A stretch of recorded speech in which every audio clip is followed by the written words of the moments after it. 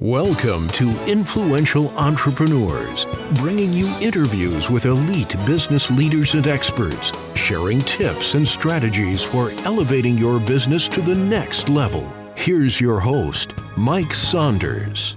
Hello and welcome to this episode of Influential Entrepreneurs. This is Mike Saunders, the Authority Positioning Coach. Today we have with us Terri Thompson, who's a realtor with Trinity Team Real Estate at Keller Williams Preferred. Terri, welcome to the program. Thank you very much, Mike. I'm excited to be here. Yeah, I'm looking forward to talking with you as well. And I always love to hear the backstory, like what got people involved in real estate in the first place. So give us a little bit of your backstory and what caused you to think, hey, maybe I should get into real estate. Sure. Happy to share. About 10 years ago, I started just as an admin position with a small brokerage in Denver, Colorado, and was just doing admin work and just saw the incredible sense of reward of people being able to purchase a home or people being able to sell their home, and did admin for several years and then decided, hey, I should just be a realtor. And so I finally got my license. I've been licensed for almost 4 years now and made the move over here to Trinity Team just a few months ago, and very excited about the move and just ready to pursue my goals with the Trinity Team and be a successful brokerage. Neat. So what did you notice as some of the really neat factors that the Trinity Team brings to their clients that you might not have been able to take advantage of at your previous company? This team is incredible. They are so supportive. They are all about education. They want to train you with the best aspects possible. I have learned more in the last few months than I have in all the several years that I have been an agent. We've been coaching. I have 2 coaching classes as a group and one twice a month as just one-on-one, which has been very successful for me. And I guess just the camaraderie and the team spirit and people just being there when you need somebody. It's been fabulous.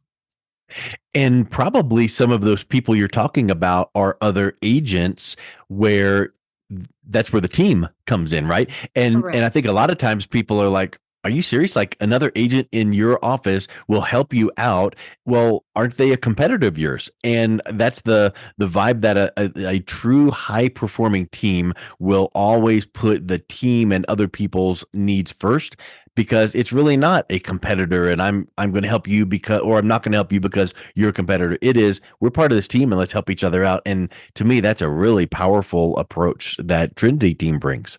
Absolutely. And we have a great mix of very seasoned agents and very, very new agents.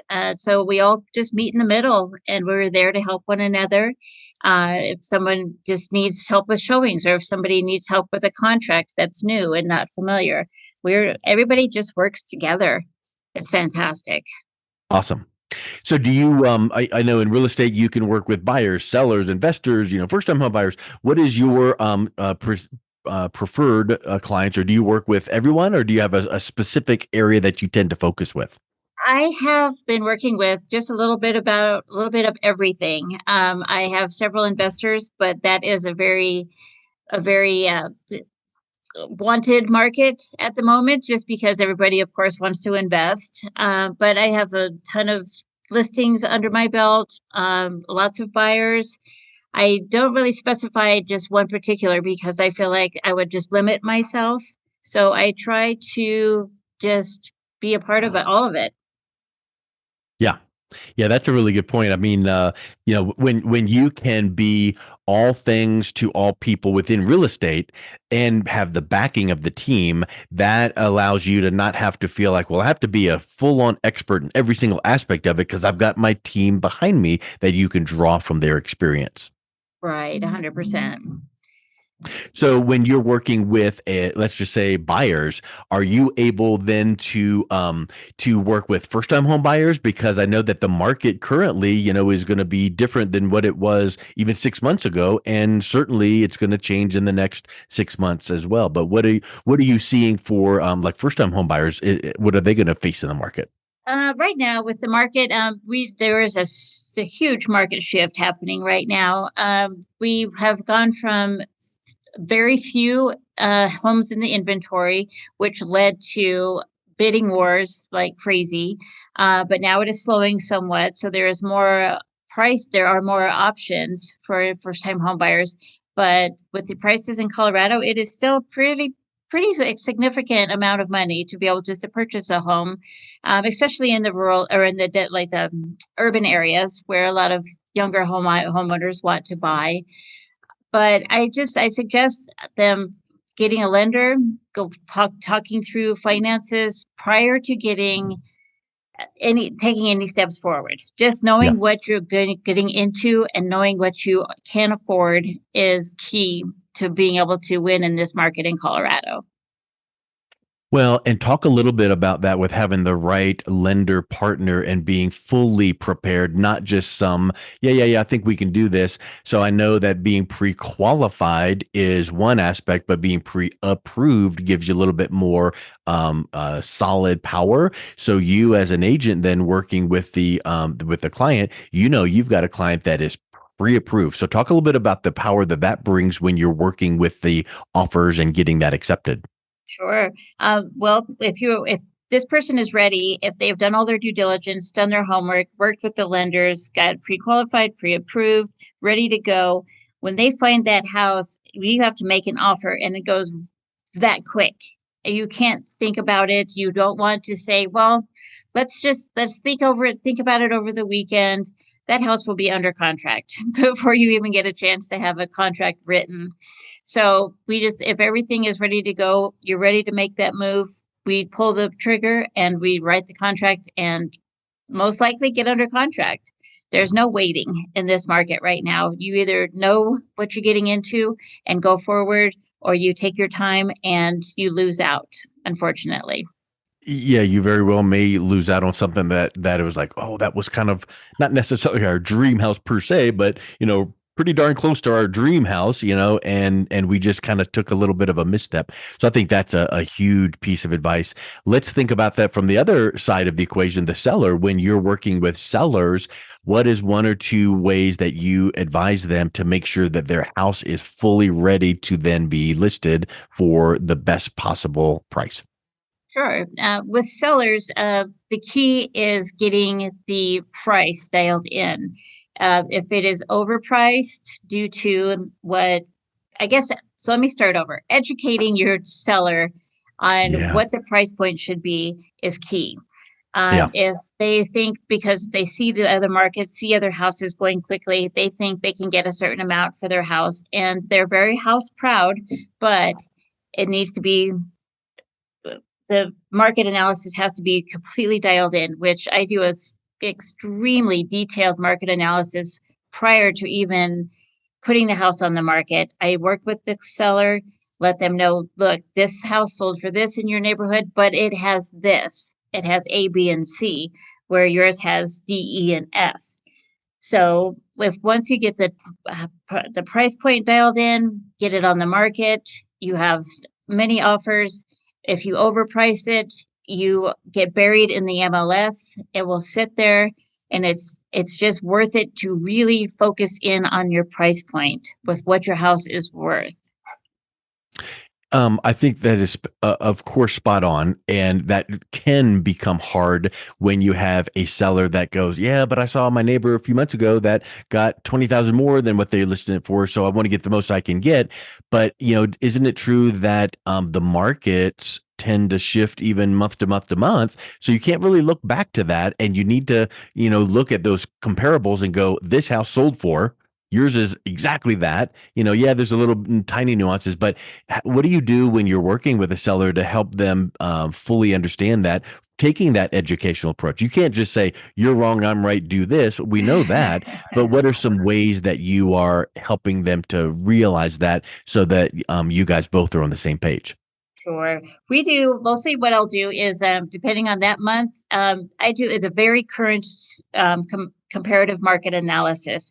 We also look at the mortgage prices, the mortgage interest rates. Look at where the market is, the time of year. If the kids are going back to school, people aren't going to be wanting to purchase a home during the process of getting their kids enrolled in school. If it's close to holidays, if it's close to the end of the year, it's going to go slower. The spring months are key to get going, to get rolling on listing a house. Summer months, of course, are always much more traffic.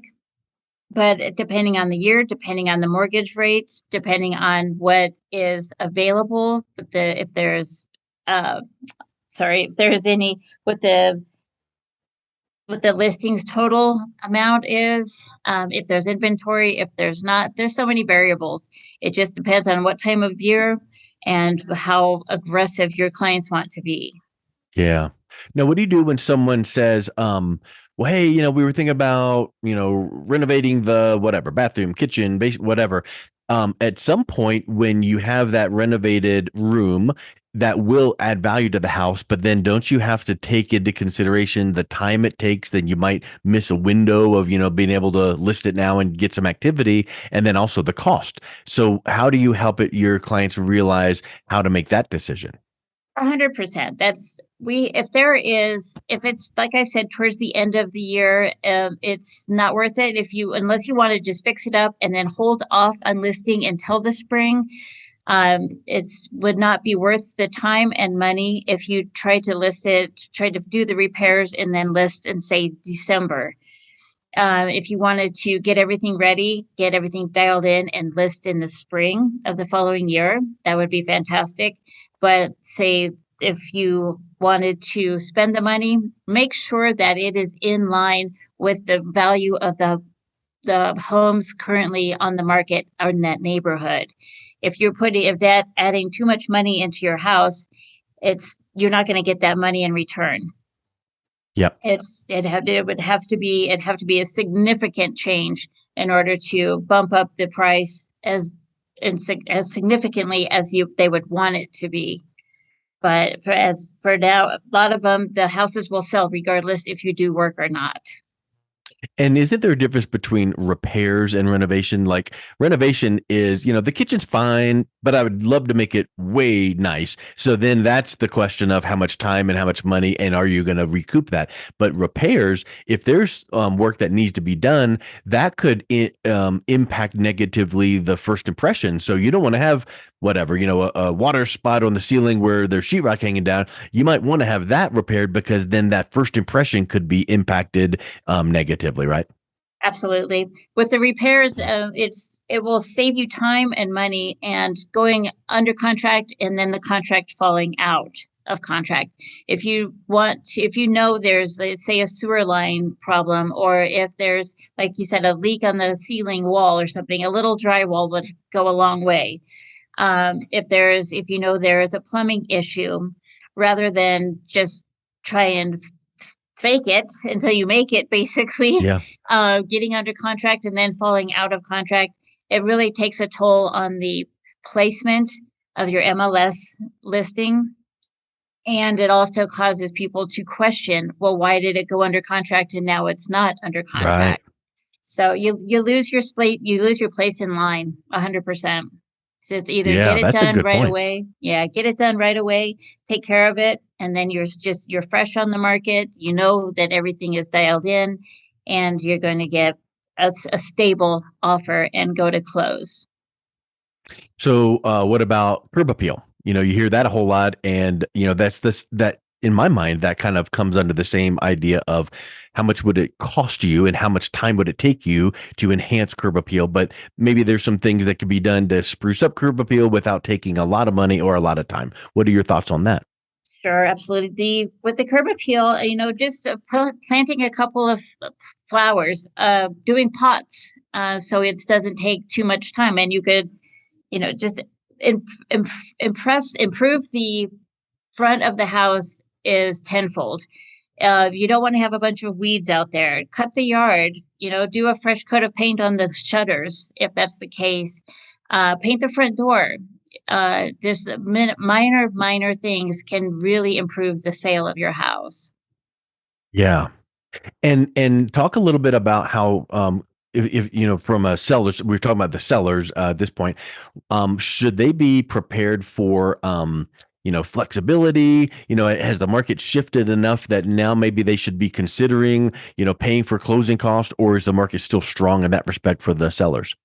The buyers should definitely be prepared to pay for part of the, or I'm sorry, for the sellers, yes, the sellers do need to take into consideration the market has shifted and there will need to be equal shared amounts that are paid out at closing. Mhm. Before it was just the seller's market and they could get away with basically paying nothing at closing. The buyers have a little bit more leverage now because there is more inventory. They're not stuck with making these astronomical offers with thousands over asking price, paying closing costs, doing whatever it took to win the deal. The market is definitely shifted from away from that. Yeah. So, I mean, we could say, well, today's date is and at this time, and what are you seeing in the Colorado market? But we don't need to timestamp it because we do know that all the way throughout the year and in different years, the market will shift.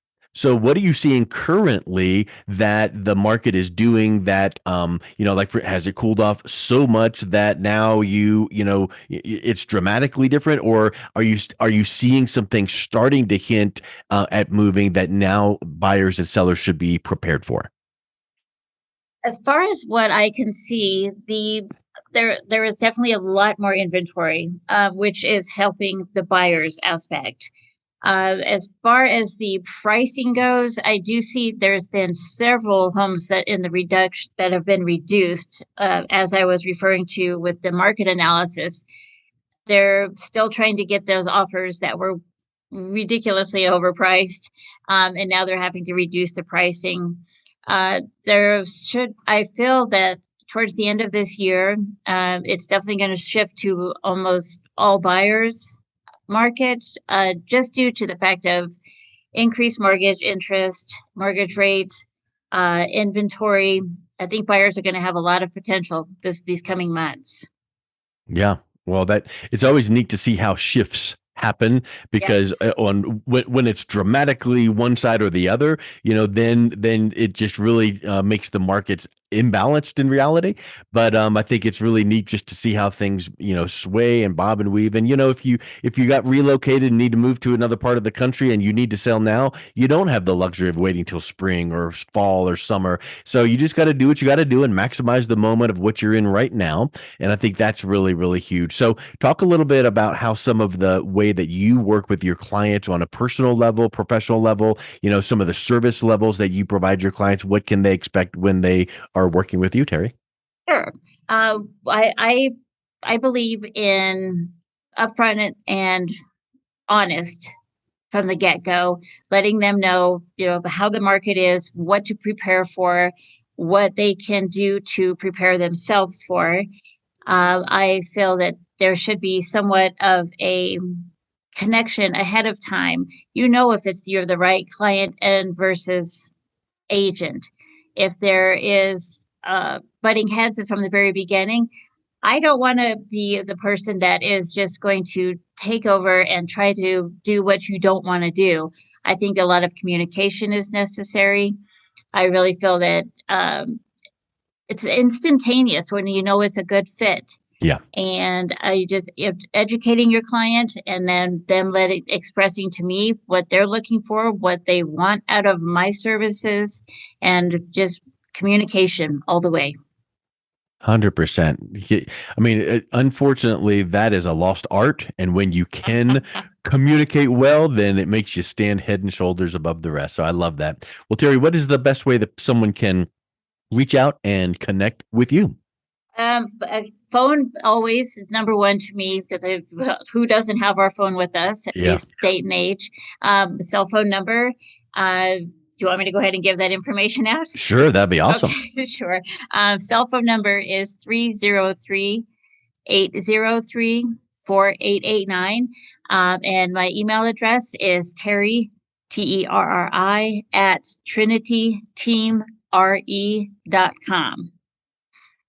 Excellent. And I will make sure also to have your website linked in the show notes. So Okay. thank you so much for coming on. It was a real pleasure talking with you and learning how you serve your clients. Okay. That sounds great, Mike. And I really appreciate your time as well. You've been listening to Influential Entrepreneurs with Mike Saunders. To learn more about the resources mentioned on today's show or listen to past episodes, visit www.influentialentrepreneurssradio.com.